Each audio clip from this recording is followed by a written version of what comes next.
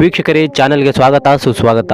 ವೀಕ್ಷಕರೇ, ಈಗ ಎಲ್ಲೆಲ್ಲೂ ರಾಮನದ್ದೇ ಜಪ, ಈಗ ಎಲ್ಲೆಲ್ಲಿಯೂ ಮರ್ಯಾದಾ ಪುರುಷೋತ್ತಮನದೇ ತಪ. ದೇಶದ ಯಾವುದೇ ಊರಿಗೆ ಹೋದರೂ ಜನ ಹೇಳೋದು ಒಂದೇ ಮಾತು, ಅದು ಅಯೋಧ್ಯೆಯಲ್ಲಿ ರಾಮ ಮಂದಿರ ನಿರ್ಮಾಣವಾಗ್ತಿದೆ ಅನ್ನೋದು. ವೀಕ್ಷಕರೇ, ಈ ರಾಮ ಮಂದಿರ ಹೇಗೆ ನಿರ್ಮಾಣವಾಯಿತು ಮತ್ತು ಅದರಲ್ಲಿ ಯಾವ ಯಾವ ಟೆಕ್ನಾಲಜಿಗಳನ್ನು ಬಳಸಲಾಗುತ್ತದೆ ಹಾಗೂ ಸಿಮೆಂಟ್ ಮತ್ತು ಕಬ್ಬಿಣ ಇಲ್ಲದ ದೇವಸ್ಥಾನವನ್ನು ಪರ್ವತದಂತೆ ಗಟ್ಟಿಯಾಗಿ ಹೇಗೆ ನಿರ್ಮಿಸುತ್ತಾರೆ ಅನ್ನೋದನ್ನು ಈಗಾಗಲೇ ವಿಡಿಯೋ ಮಾಡಿದ್ದೇನೆ. ಆ ವಿಡಿಯೋ ಲಿಂಕ್ನ ಡಿಸ್ಕ್ರಿಪ್ಷನಲ್ಲಿ ಕೊಟ್ಟಿರ್ತೀನಿ. ಇನ್ನು ಯಾರು ಆ ವಿಡಿಯೋನ ನೋಡಿಲ್ವೋ ಹೋಗಿ ನೋಡಿ. ಈಗ ಜನವರಿ 22ರಂದು ರಾಮಲಾಲಾ ಮೂರ್ತಿಯನ್ನು ಪ್ರತಿಷ್ಠಾಪನೆ ಮಾಡಲಾಗುತ್ತದೆ. ಈ ಮರ್ಯಾದಾ ಪುರುಷೋತ್ತಮನ ಪ್ರಾಣ ಪ್ರತಿಷ್ಠಾಪನೆಗಾಗಿ ಹಲವಾರು ಜನ ಶ್ರೀರಾಮನ ಭಕ್ತರು ಕೋಟಿ ಕೋಟಿ ಸಂಖ್ಯೆಯಲ್ಲಿ ಆಗಮಿಸುತ್ತಿದ್ದಾರೆ. ರಾಮಲಾಲಾ ಮೂರ್ತಿಯನ್ನು ಪ್ರತಿಷ್ಠಾಪಿಸಲು ಇನ್ನು 20 ದಿನಗಳು ಬಾಕಿದ್ದರೂ ಅಯೋಧ್ಯೆಯಲ್ಲಿ ಈಗ ದೇಶ ವಿದೇಶಗಳಿಂದ ಕೋಟಿ ಕೋಟಿ ಜನಸಂಖ್ಯೆ ಆಗಮಿಸಿ ಪ್ರವಾಸಿ ತಾಣವಾಗಿ ಬದಲಾಗಿದೆ. ಪ್ರತಿದಿನ 20 ರಿಂದ 30 ಸಾವಿರ ಜನ ಭೇಟಿ ಕೊಡ್ತಾ ಇದ್ದಾರೆ. ಇನ್ನು ವಾರಾಂತ್ಯದ ರಜೆ ದಿನಗಳಲ್ಲಿ ಲಕ್ಷ ಲಕ್ಷ ಜನ ಬಂದು ಹೋಗುತ್ತಿದ್ದಾರೆ. ಎಲ್ಲರಿಗೂ ರಾಮನ ಹೆಸರಲ್ಲಿ ಸ್ಥಳೀಯ ಜನರೇ ಪ್ರಸಾದವನ್ನು ಹಂಚುತ್ತಿದ್ದಾರೆ. ಇನ್ನು ಮೈಸೂರು ಮೂಲದ ಅರುಣ್ ಯೋಗಿರಾಜ್ ಅವರು ಕೆತ್ತಿರ್ತಕ್ಕಂಥ ಬಾಲರಾಮನ ಮೂರ್ತಿಯನ್ನು ಅಯೋಧ್ಯ ಮಂದಿರದಲ್ಲಿ ಪ್ರತಿಷ್ಠಾಪಿಸಲಾಗುತ್ತದೆ. ಇದು ಇಡೀ ಕರ್ನಾಟಕವೇ ಹೆಮ್ಮೆ ಪಡುವ ವಿಷಯ.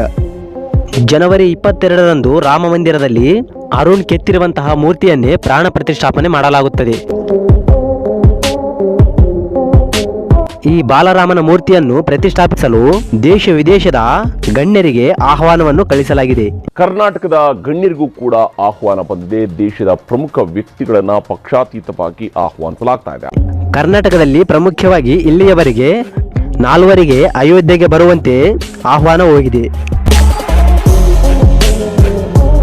ಮಾಜಿ ಪ್ರಧಾನಿ HD ದೇವೇಗೌಡರನ್ನು ಅಯೋಧ್ಯೆ ಟ್ರಸ್ಟ್ನವರೇ ಬಂದು ಆಹ್ವಾನಿಸಿದ್ದರು ಮತ್ತು ಮಾಜಿ ಪ್ರಧಾನಿ ಕುಮಾರಸ್ವಾಮಿಯವರನ್ನು ಅಯೋಧ್ಯೆಗೆ ಪ್ರಾಣ ಪ್ರತಿಷ್ಠಾಪನೆಗೆ ಬನ್ನಿ ಅಂತ ಆಹ್ವಾನ ಕೊಟ್ಟಿದ್ದಾರೆ. ಇಷ್ಟೇ ಅಲ್ಲ, KGF ಸಿನಿಮಾ ಮೂಲಕ ದೇಶಾದ್ಯಂತ ಧೂಳೆಬ್ಬಿಸಿದ್ದ ರಾಕಿಂಗ್ ಸ್ಟಾರ್ ಯಶ್ನವರಿಗೂ ಕೂಡ ಅಯೋಧ್ಯೆ ಟ್ರಸ್ಟ್ನಿಂದ ಆಹ್ವಾನ ಕಳಿಸಲಾಗಿದೆ. ಇನ್ನು ಕಾಂತಾರ ಸಿನಿಮಾದ ಮೂಲಕ ದೇಶಾದ್ಯಂತ ಹೆಸರು ಮಾಡಿದ ರಿಷಬ್ ಶೆಟ್ಟಿ ಅವರನ್ನು ಕೂಡ ಅಯೋಧ್ಯೆಯ ಬಾಲರಾಮನ ಮೂರ್ತಿಯನ್ನು ಪ್ರತಿಷ್ಠಾಪಿಸಲು ಬರುವಂತೆ ಆಹ್ವಾನಿಸಲಾಗಿದೆ.